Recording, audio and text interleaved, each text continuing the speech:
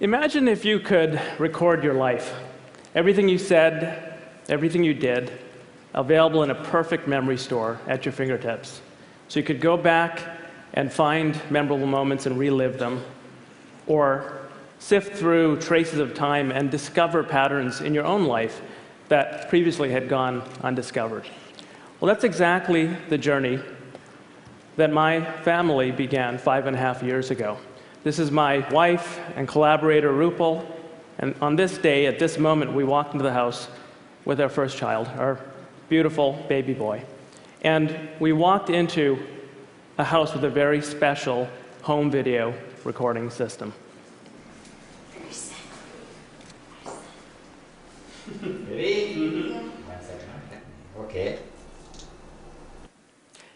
This moment, and thousands of other moments special for us, were captured in our home because in every room in the house, if you looked up, you'd see a camera and a microphone. And if you looked down, you'd get this bird's eye view of the room. Here's our living room, the baby bedroom, kitchen, dining room, and the rest of the house. And all of these fed into a disk array that was designed for continuous capture. So here we are flying through a day in our home as we move from sunlit morning through incandescent evening, and finally lights out for the day. Over the course of 3 years, we recorded 8 to 10 hours a day, amassing roughly 250,000 hours of multi-track audio and video. So you're looking at a piece of what is by far the largest home video collection ever made. I think that's clear. And what this data represents for our family at a personal level, the impact has already been immense, and we're still learning its value. Countless moments of unsolicited, natural moments, not posed moments, are captured there, and we're starting to learn how to discover them and find them. But there's also a scientific reason that drove this project, which was to use this kind of natural longitudinal data to understand the process of how a child learns language, that child being my son. And so, with many privacy provisions put in place to protect everyone who's recorded in the data, we made elements of the data available to my trusted research team at MIT so we could start teasing apart patterns in this massive data set, trying to understand the influence of social environments on language acquisition. So we're looking here at one of the first things we started to do. This is my wife and I cooking breakfast in the kitchen. And as we move through space and through time, a very everyday pattern of life in the kitchen, in order to convert this opaque 90,000 hours of video into something we can start to see, we use motion analysis to pull out, as we move through space and through time, what we call space-time worms. And this has become a part of our toolkit for being able to look and see where the activities are in the data, and with it, trace the patterns of, in particular, where my son moved throughout the home, so that we could focus our transcription efforts, all the speech environment around my son, all the words that he heard from myself, my wife, our nanny, and over time, the words he began to produce. So with that technology and that data and the ability to, with machine assistance, transcribe speech, we've now transcribed well over 7 million words of our home transcripts. And with that, let me take you now for a first tour into the data.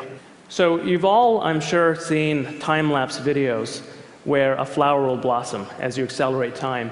I'd like you to now experience the blossoming of a speech form. My son, soon after his first birthday, would say gaga to mean water. And over the course of the next half year, he slowly learned to approximate the proper adult form, water. So we're going to cruise through half a year in about 40 seconds. No video here, so you can focus on the sound, the acoustics of a new kind of trajectory. Gaga to water.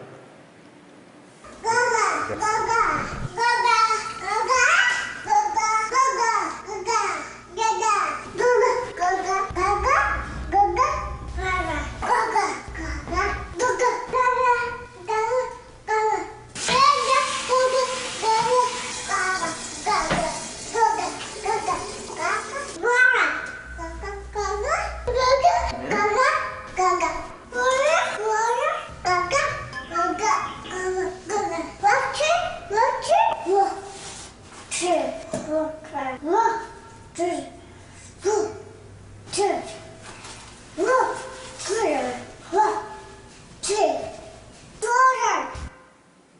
He sure nailed it, didn't he?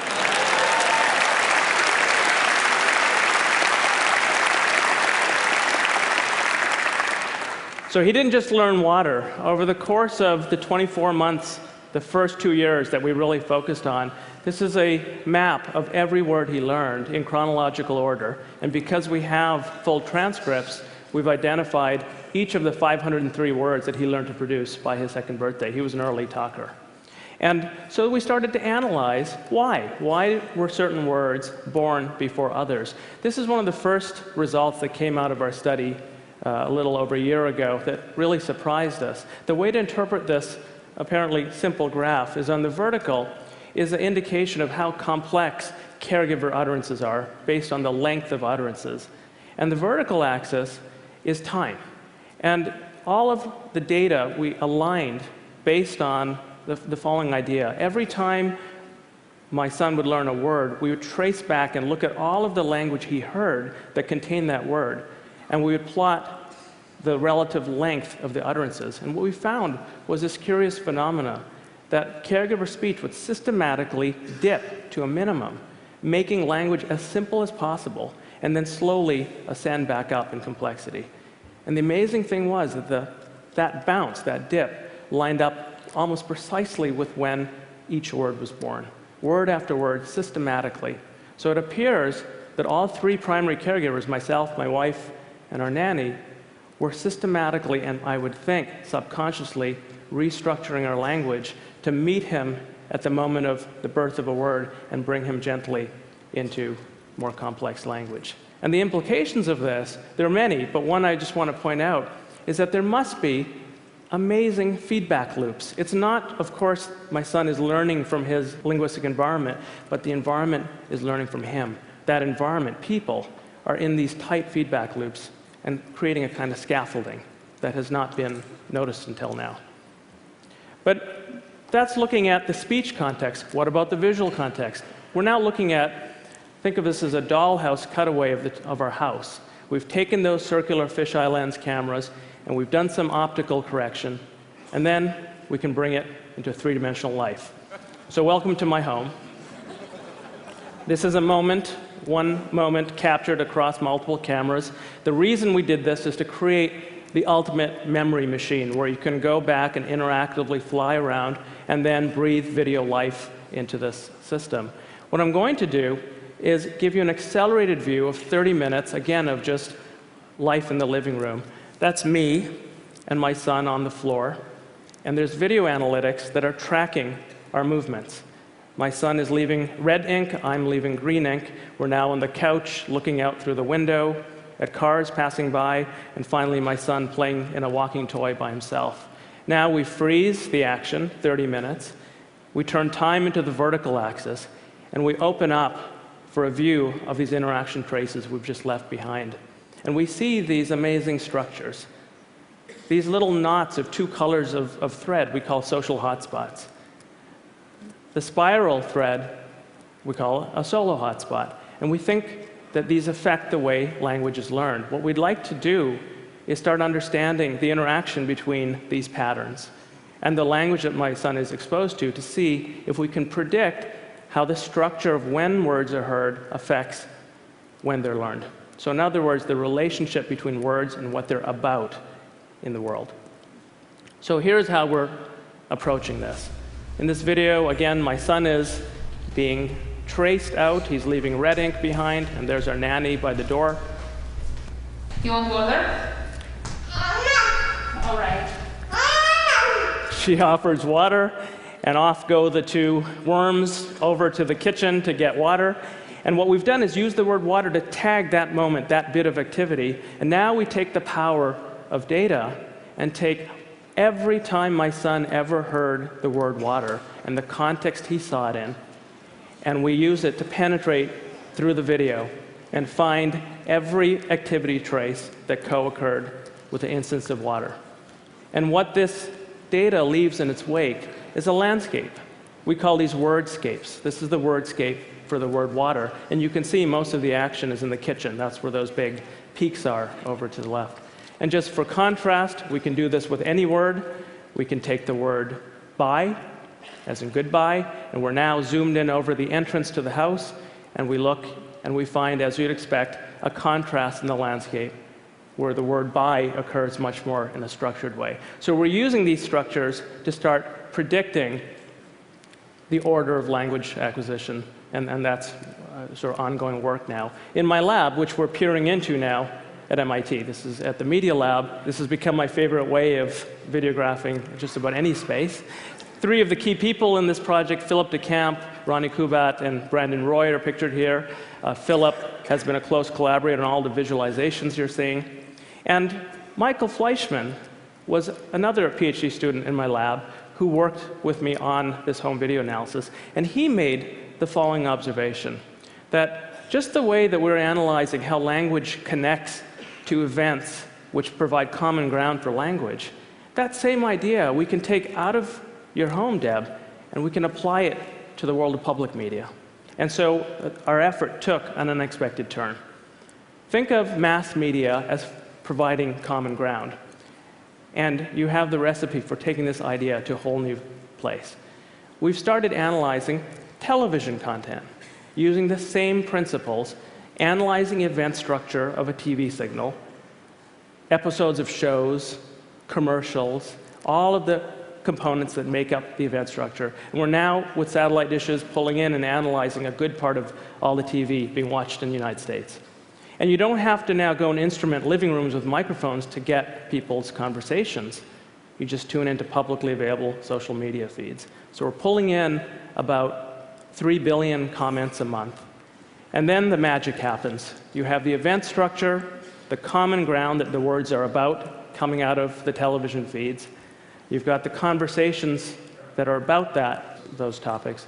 And through semantic analysis, and this is actually real data you're looking at from our data, our processing, each yellow line is showing a link being made between a comment in the wild and a piece of event structure coming out of the television signal. And the same idea now can be built up, and we get this wordscape, except now words are not assembled in my living room. Instead, the context, the common ground, the activities, are the content on television that's driving the conversations. And so what we're seeing here, these skyscrapers now, are commentary that are linked to content on television. Same concept, but looking at communication dynamics in a different, very different sphere. So fundamentally, rather than, for example, measuring content based on how many people are watching, this gives us the basic data for looking at engagement properties of content. And just like we can look at feedback cycles and dynamics in a family, we can now open up the same concepts and look at much larger groups of people. This is a subset of data from our database, just 50,000 out of several million, and the social graph that connects them through publicly available sources. And if you put them on one plane, a second plane is where the content lives. So we have the programs and the sporting events and the commercials and all of the link structures that tie them together make a content graph. And then the important third dimension. Each of the links that you're seeing rendered here is an actual connection made between something someone said and a piece of content. And there are, again, now tens of millions of these links that give us the connective tissue of social graphs and how they relate to content.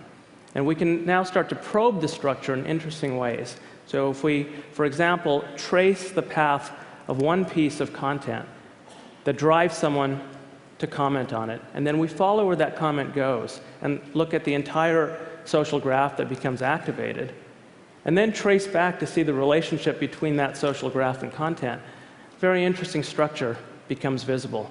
We call this a co-viewing clique, a virtual living room, if you will. And there are fascinating dynamics at play. It's not one way. A piece of content, an event, causes someone to talk. They talk to other people.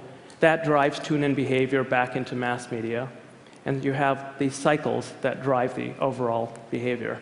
Another example, very different, another actual person in our database, and we're finding at least hundreds, if not thousands of these. We've given this person a name. This is a pro-amateur or pro-am media critic who has this high fan-out rate. A lot of people are following this person, very influential, and they have a propensity to talk about what's on TV.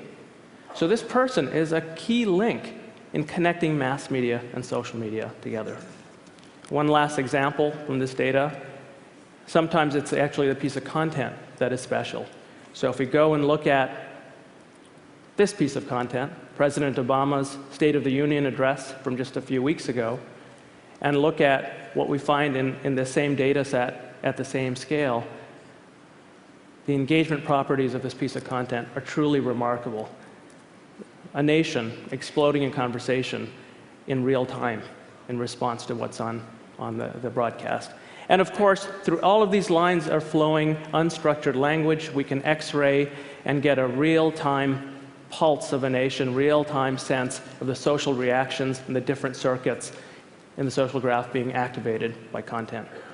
So to summarize, the idea is this. As our world becomes increasingly instrumented, and we have the capabilities to collect and connect the dots between what people are saying and the context they're saying it in, what's emerging is an ability to see new social structures and dynamics that have previously not been seen. It's like building a microscope or a telescope and revealing new structures about our own behavior around communication.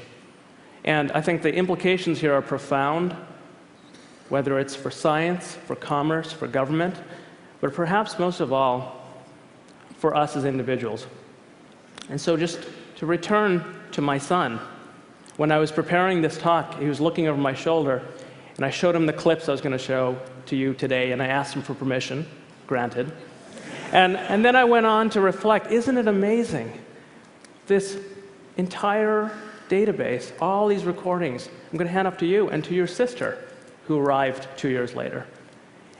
And you guys are going to be able to go back and re-experience moments that you could never, with your biological memory, possibly remember the way you can now. And he was quiet for a moment, and I thought, what am I thinking? He's 5 years old. He's not going to understand this. And just as I was having that thought, he looked up at me and said, so that when I grow up, I can show this to my kids? And I thought, wow, this is powerful stuff. So I want to leave you with one last memorable moment from our family.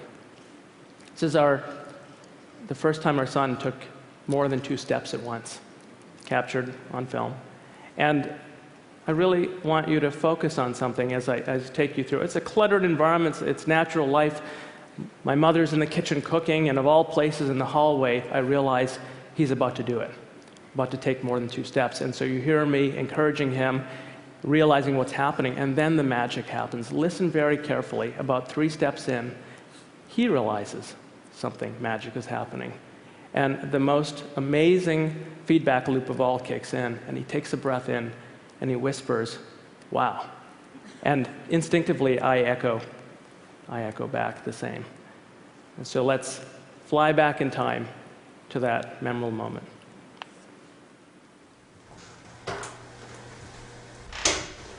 Hey, come here. Can you do it? Oh boy, can you do it?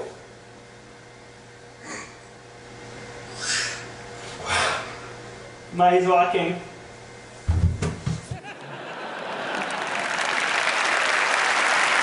Thank you.